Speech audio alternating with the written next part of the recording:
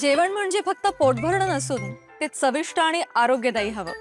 म्हणूनच साई जीवन cold pressed oil बनवलंय सर्वोत्तम शेंगदाण्यांपासून.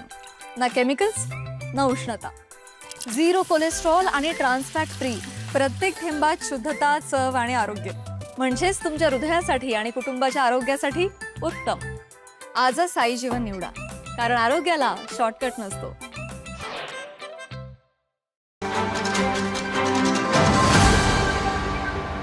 ते काय म्हणतात ही त्यांची वैयक्तिक भूमिका आहे. आता प्रशासक लागल्यानंतर काय होणार आहे, कशा प्रक्रिया असतात, कशा चौकशी होतात याची कल्पना अजून तरी काही समजलेली नाही.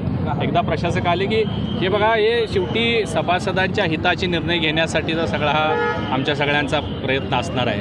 त्यामुळे भविष्यात सभासदांच्या हिताचा निर्णय घेण्याच्या दृष्टिकोनातून जे काय करावं लागेल ते सहकार्य प्रशासकांना सुद्धा आम्ही सगळे करू. हे बघा, निवडणूक प्रक्रिया काही कारणांमुळं लांबली आणि त्यामुळं नवीन सहकार कायद्या अंतर्गत ती तरतूदच आहे की एकदा संचालक मंडळाची मुदत संपली की प्रशासक तिथं येतो. त्यानुसार झालेलं आहे. यात जाणीवपूर्वक केलं आहे किंवा असं कुणाचा त्यामध्ये पाठीमागचे काही वेगळे विचार आहेत असं नाही आहे. प्रक्रिया जी आहे ती कायदेशीर दृष्टिकोनातून जी आहे त्या पद्धतीनं व्हायला लागेल. आम्ही सगळेच गुलाल लावणार आहोत. आता या महायुती म्हणून लढल्यानंतर सगळे संचालक महायुतीचे निवडून येतील. सगळेच आम्ही गुलालामध्ये राहू. काय चिंता आहेत ना, म्हणजे काय राष्ट्रवादी महायुतीत आहे ना. राष्ट्रवादी पक्ष, शिवसेना आणि भाजप आम्ही महायुती म्हणून राज्यात ज्या पद्धतीनं काम करतो त्याच पद्धतीनं आम्ही जिल्ह्यातही काम करतो.